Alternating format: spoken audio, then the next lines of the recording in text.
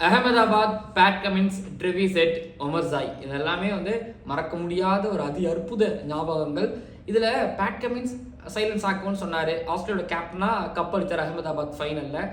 அதுக்கப்புறம் Travis head 100 அடித்தார். எதுக்கு ஒமர் ஜாய் அப்படிங்கன்னா, ஒமர் ஜாய் இங்கே சவுத் ஆஃப்ரிக்காவுக்கு அகேன்ஸ்டாக ஒரு 100 மிஸ் பண்ணார். 97 ஒன்று அடிப்பார். அப்போ தான் உலகமே அவரை போற்றி புகழ்ந்து ஓகே ஆப்கானிஸ்தானில் ஒமர் ஜாய் அப்படின்னு சொல்லி ஒரு தலைப்புச் செய்தியாக அவர் ஆனார்.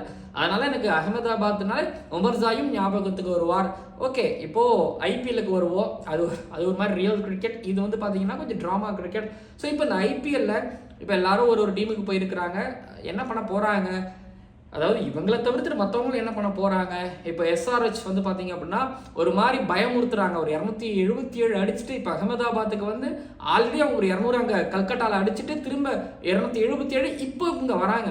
இங்கே அகமதாபாத்தில் பிச்சு இப்படி இருக்க பொழுது இவங்களால இந்த 277 அதை பீட் பண்ணுவாங்களா இங்கே, இல்லைன்னா அகைன் ஒரு 200 கன்சிக்யூட்டிவ் ஒரு 200 ரன் அடிப்பாங்களா. இந்த பக்கம் சிஎஸ்கே கிட்ட சென்னையில் நல்ல ஒரு அடி ஒன்று வாங்கிட்டு இப்போ குஜராத் டைட்டன்ஸ் வருவாங்க. அண்ட் ஹோமில் ஒரு வெற்றி பாதைக்கு திரும்புவாங்களா. சண்டேல டபுள் ஹெட்டர்ஸில் முதல் போட்டி 3:30 மணிக்கு என்ன நடக்குதுன்னு பார்ப்போம். லேடிஸ் அண்ட் ஜென்டில்மேன், ஐபிஎல் 2024 மட்டைப்பந்து பாய்ஸில் அகமதாபாத்தில் நடக்க இருக்கக்கூடிய முதல் டபுள் ஹெட்டர்ஸோட Sunrisers Hyderabad versus Gujarat Titans மேட்சோட pre analysis and fantasy prediction பார்க்க வந்திருக்கிறீங்க. அப்புறம் யாரை நீங்கள் கேப்டனாக ஃபேண்டசி ப்ரெடிக்ஷனை ட்ரீம் 11 எடுக்கணும் போடணும்லாம் ஒரு குழப்பம் இருக்குல்ல. நானும் கொஞ்சம் ஒர்க் பண்ணும்போது எனக்கும் இந்த குழப்பம் இருந்துச்சு. பட் ஓகே, பேசுவோமே. ஓகே, வெதரை பொறுத்த வரைக்கும் ஏன்னா டே மேட்ச்சு, அதனால் இந்த டியூ ஃபேக்டர் அதெல்லாம் பிரச்சனை கிடையாது. டாஸ் பொறுத்த வரைக்கும் எனக்கும் டாஸில் பெருசாக ஒரு டிஃப்ரெண்ட் இருக்க போகுதுன்னா எனக்கு தெரியல. ஆனால் பிச்சு தாங்க எனக்கு என்னென்னா 2 பேஸ் விக்கெட், அதாவது 2 பேஸ் விக்கெட்டாக இருக்க போதா, இல்லைனா பிச்சு செகண்ட் ஹாஃபில் எப்போ மாறும், இல்லை செகண்ட் இன்னிங்ஸில் டோட்டலாக மாறுமா, பால் நின்று வருமா, ஸ்லோவாக இருக்குமா அப்படிங்கிற குழப்பம் தான் எனக்கு இருந்துக்கிட்டு இருக்கு. இல்லை வழக்கம் போல் கில்லு ஒவ்வொரு தடவையும் 100 அடிக்கும் பொழுது பிச்சு எப்படி இருந்துச்சோ, ஃப்ளாட்டாக இருந்துச்சோ அந்த மாதிரி தான் இருக்க போதா. ஃப்ளாட்டாக இருந்துச்சுன்னா அவங்களால கிளியர் பண்ண முடியும். ஆனால் பால் நின்று ஒரு மாதிரி ஸ்லக்கிஷாக மாதிரி இருந்துச்சுன்னா அங்கே தான் பார்த்தீங்கன்னா பேட்டர்ஸ் கொஞ்சம் கஷ்டப்படுவாங்க. எப்படி இருக்க போதுன்னு தெரியல, ஃபிங்கர் கிராஸ்டு. பட் அதன் மூலமாக தான், இந்த குழப்பத்தின் மூலமாக தான் பேட்டிங்லேயும் சில பல குழப்பங்கள் எனக்கு இருந்துக்கிட்டு இருக்கு. நடக்கலாம், இது இந்த பேட்சப் நல்லா இருக்கும் அப்படின்னு தான் சொல்ல முடியுமே தவிர இதில் கண்டிப்பாக இவங்க பீட் பண்ணுவாங்கன்னு சொல்ல முடியாது. பட் பார்ப்போமே. லெவல்ஸ் பொறுத்த வரைக்கும் 2 டீம்லையும் எந்த விதமான மாற்றமும் இருக்காது அப்படின்னு நான் நம்புகிறேன். அண்ட் எனக்கு தெரிஞ்சதான் ஜெயிச்சாங்க தோத்தாங்கிறத தாண்டி இங்கே அகமதாபாத்தில் குஜராத் டைட்டன்ஸ் ஆல்ரெடி மும்பை இந்தியன்ஸை வீழ்த்தினாங்க இதே 11 வச்சு. இந்த பக்கம் எஸ்ஆர்ஹெச்சில் மேபி நட்ராஜன் வந்தார், ஏன்னா ஃபர்ஸ்ட் மேட்ச்சில் ஒரு 3 விக்கெட் எடுத்தார், நல்லா பவுலிங் பண்ணார். பட் ஜெயதேவ் உன்னட்கட் கொடுத்தாங்க. ஜெயதேவ் உன்னட்கட் இந்த 277 மேட்ச்சில் நல்லா பவுல் பண்ணார், பட் விக்கெட்டும் எடுத்தாருங்கிறதுனால ஸோ ஜெயதேவ் உன்னட்கட்டுக்கு போகுமா, அது ஒரு ஃபிங்கர் கிராஸ்டு. பட் நட்டு வந்தார்னா டெத் ஓவரில் யார்கர் போடுறதுக்கு இந்த மாதிரியான கைண்டா ஒரு பிச்சில் தேவைப்படுவார். பட் ஜெயதேவ் உன்னட்கட்டும் யார்கர் போடுறாரு ஆல்ரெடி சௌராஷ்டிரா, அதனால பார்த்தீங்க அப்படின்னா இவருக்கு அது ஒரு ஹோம் கிரவுண்டு ஜெயதேவ் உன்னட்கட்டுக்கு. ஸோ இவருக்கு ரொம்ப நிறையவும் தெரியறதுக்கு வாய்ப்புகள் இருந்துகிட்டு இருக்கு. பட் பார்ப்போம், யார் உள்ளே வந்தாலும் ஒரு அட்வான்டேஜாக தான் நான் பார்க்குறேன்.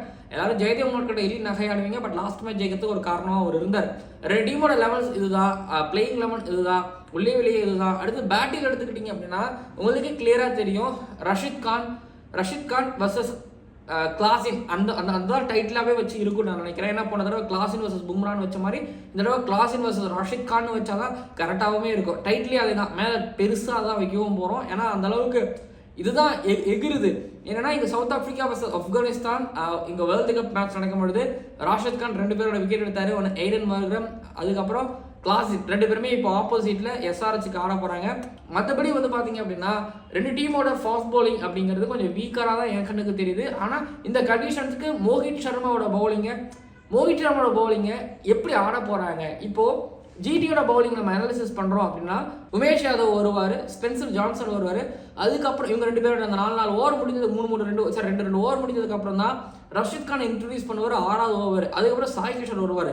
ஸோ இப்போது ட்ரெவிஸ் ஹெட், அபிஷேக் சர்மா, இல்லை ட்ரெவிஸ் ஹெட், மயங்க் அகர்வால் நின்றுட்டாங்க, இல்லை யாராவது ஒருத்தவங்க ஏதோ மயங்க் அகர்வால் அவுட் ஆகிட்டாங்கன்னா போன மேட்ச் மாதிரி அபிஷேக் சர்மா வரும்பொழுது அப்போ லெக் ஸ்பின்னர் உள்ள கொண்டு வரதை பற்றி யோசிப்பாரா, இல்லை கொண்டு வர வேணாம்னு ரஷித் கான் நினைப்பாரா, இல்லைம்மா ஃபர்ஸ்ட் ஓவர்லேருந்து 20வது ஓவர் வரைக்கும் போன 2 மேட்ச்சில் நான் என்ன டெம்ப்ளேட் யூஸ் பண்ணணும் அதே டெம்ப்ளேட் தான் பயன்படுத்த போனாரா அப்படின்னு வைக்கும் பொழுது எய்டன் மார்க்ரம் கிளாஸினும் வரும்பொழுது ஸோ டெஃபினட்டாக பின்னாடி அது டெத் ஓவர் ராஷித் கானுக்கு ஒரு 2 ஓவர் ஸ்பேர் வச்சிருப்பாங்க.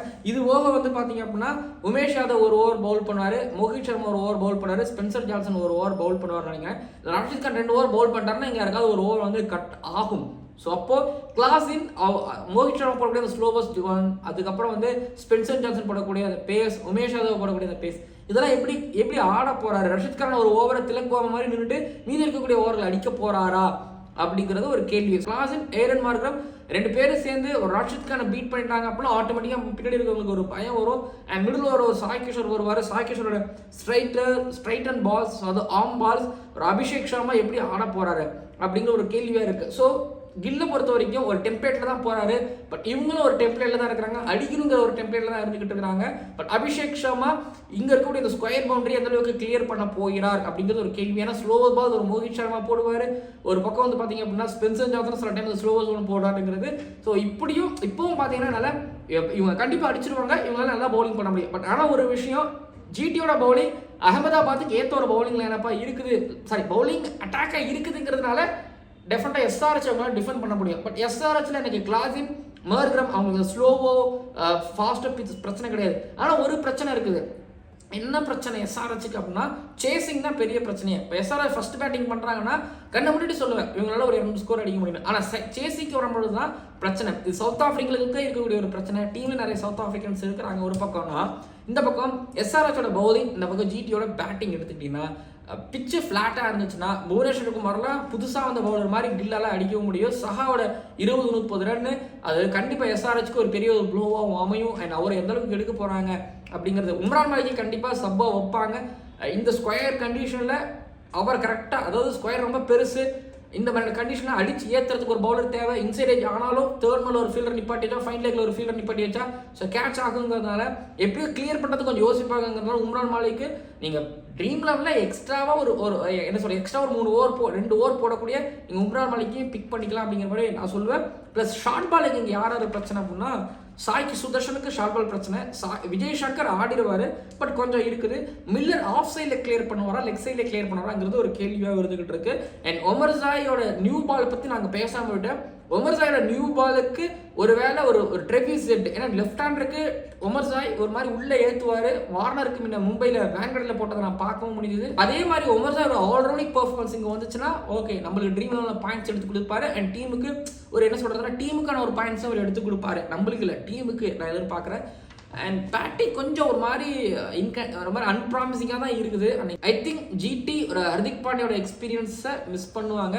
பட் அகமதாபாத்துக்கு வந்ததுனால, அவங்க ஹோம் கிரவுண்டுக்கு வந்ததுனால எல்லாமே மாறலாம். ஸோ முழுக்க அவங்க பவுலர்ஸ்களை நம்பி தான் போவாங்க, பேட்டர்ஸ்களை நம்பி தான் போவாங்கன்னா பவுலர்ஸ் அவங்கள பொறுத்த வரைக்கும் எஸ்பெஷலி ஒரு ரஷித் கான், உமர் ஜாய் இவங்க பண்ணிடுவாங்கங்கிற எனக்கு நம்பிக்கை இருக்குது. ஆனால் மற்றவங்க எப்படி பண்ண போகிறாங்க, பேட்டர்ஸ் என்ன பண்ண போகிறாங்க. ஸோ வின்னிங் பர்சன்டேஜ் பொறுத்த வரைக்கும் நான் எஸ்ஆர்ஹெச் ஃபஸ்ட்டு பேட்டிங் பண்ணாங்கன்னா நான் கண்டிப்பாக இவங்க ஜெயிச்சிருவாங்க. அதாவது 150% நான் சொல்லிடுவேன். ஏன்னா எனக்கு இந்த டீம் ஃபர்ஸ்ட் பேட்டிங் ஆல்ரெடி ஆனது, plus Klaasen, Aiden Markram, south African பிளேயர்ஸ்களை பற்றி நான் ஆல்ரெடி பேசும்பொழுது ஃபர்ஸ்ட் இன்னிங்ஸில் ஆடுறாங்க, ஆனால் ஸ்பின் ஆட மாட்டுறாங்க, பட் சேசிங்கில் கொஞ்சம் கஷ்டப்படுறாங்க நான் சொல்லிகிட்டே இருந்தேன்.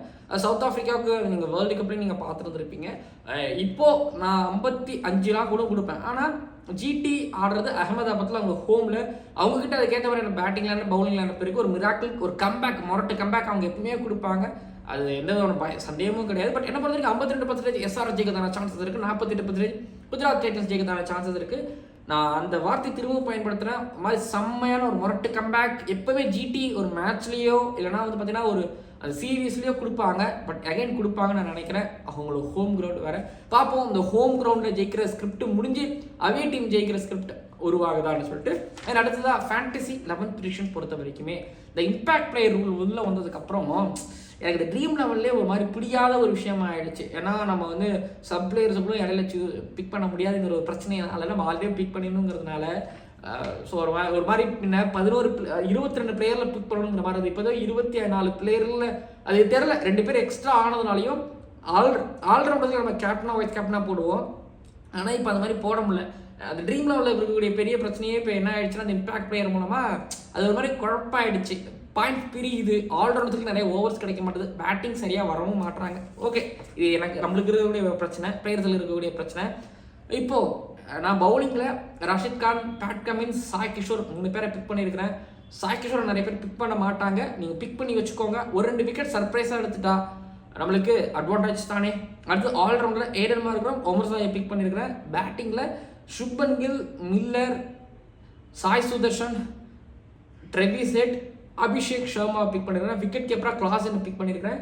எனக்கு இந்த டீமில் அவ்வளோ உடன்பாடு கிடையாது. நான் சொல்லிடுறேன், இந்த டீமில் எனக்கு அவ்வளோ உடன்பாடு கிடையாது. ஏன்னா எனக்கு பேட்டிங்கில் இருக்கக்கூடிய நம்பிக்கை அளவுக்கு பவுலிங்கில் இல்லை. பட் அகமதாபாத் எனக்கு பிச்சு அவ்வளோவா எப்படி இருக்க போகுது, அதான் சொல்லலை, செகண்ட் இன்னிங்ஸில் ரொம்ப ஸ்லோவாக போதா, சேசிங் எப்படி இருக்க போகுது அப்படிங்கிறதுலாம் ரொம்ப குழப்பமாக இருக்குங்கிறதுனால.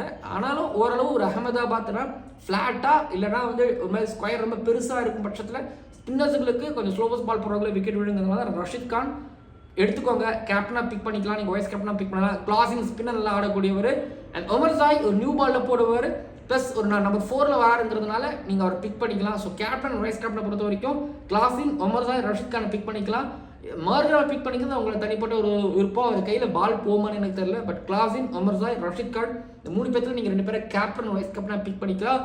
இது போக நீங்கள் ட்ரெவிஸ் ஹெட்டை நீங்கள் கேப்டனாக வைஸ் கேப்டனாக போட்டிங்கன்னா நீங்கள் தொடர்ந்து உங்களோட கேப்டன் வைஸ் கேப்டனும் வந்து லீகில் இருக்க மாட்டாங்க. விராட் கோலி மேலே தைரியமாக போடலாம், ஆனால் சின்ன சுவாமியில் ஆடக்கூடாது. பட் அவுட் சைட் சின்ன சுவாமிங்கும்போது கொஞ்சம் யோசிப்பீங்களே, அதை தான் நான் யோசிக்கிறேன். பட் பார்த்துக்கோங்க, இதுதான் என்னோட டீமு. பார்த்து விளையாடுங்க. மறக்காமல் சப்ஸ்கிரைப் பண்ணுங்கள். கேப்டன் வைஸ் கேப்டனை பார்த்து எடுத்துக்கோங்க. மறக்காமல் கேப்டன்ஸும் ப்ளஸ் அதுக்கு முன்னாடி பிச் ரிப்போர்ட் என்ன சொல்கிறாங்கிறத படிச்சுக்கோங்க, கேட்டுக்கோங்க. அப்போ தான் டீம் நல்லாவே எடுக்க முடியும். பாப்பா எஸ்ஆர்ஹெச் அகைன் ஒரு அகமதாபாத்தில் ஒரு பெரிய ரன்களை ஒரு ரன் ஃபெஸ்ட் காமிக்கிறாங்களா, ஜிடி அதை சேஸ் பண்ணிட்டு போகிறாங்களான்னு பார்ப்போம். ஸோ பார்க்கலாம். மறக்காமல் சப்ஸ்கிரைப் பண்ணுங்கள், பக்கத்தில் பெல் ஐக்கனை கிளிக் பண்ணுங்கள். பார்க்கலாம் அடுத்த வீடியோக்களில்.